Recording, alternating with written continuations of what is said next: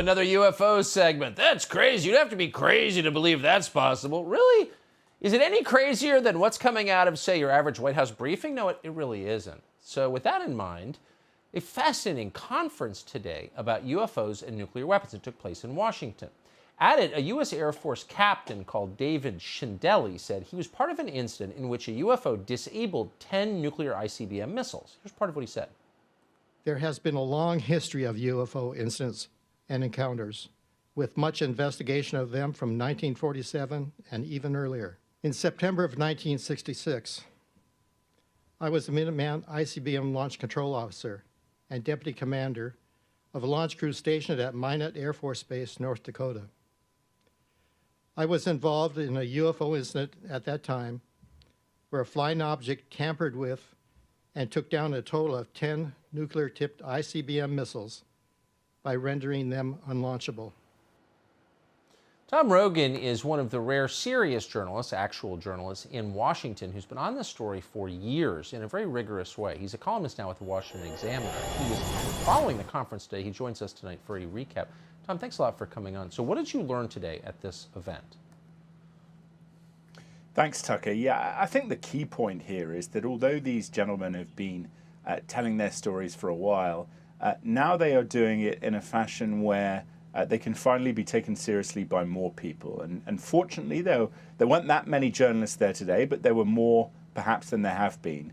I think the key point, though, is that people with some of the highest security clearances at the height of the Cold War for the U.S. Air Force, multiple different individuals at multiple different sites across a period of decades, say that UFOs interacted with nuclear weapons platforms and either rendered them inoperable or took them offline.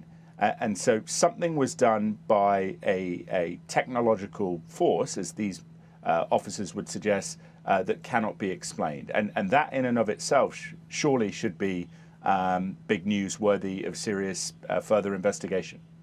Well, by definition, I mean, any force that can take America's nuclear weapons offline is something you need to worry about. Presumably the Pentagon has been looking at this, assessed it. Have they given any indication of what they think happened?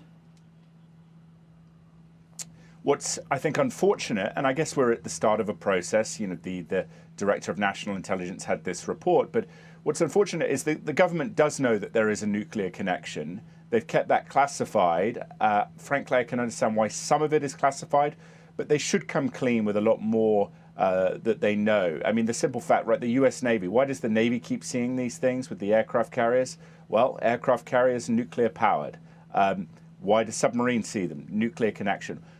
This nuclear missile incidents from the Cold War, there's credible testimony from a great historian on this, Robert Hastings, who wrote about UFOs and nukes, to suggest that the Soviets had similar experiences. Yes. Something is going on here. It's not America, it's not China, it's not Russia, and we need to get a grip and take it seriously instead of laughing it off as an issue for crazy people.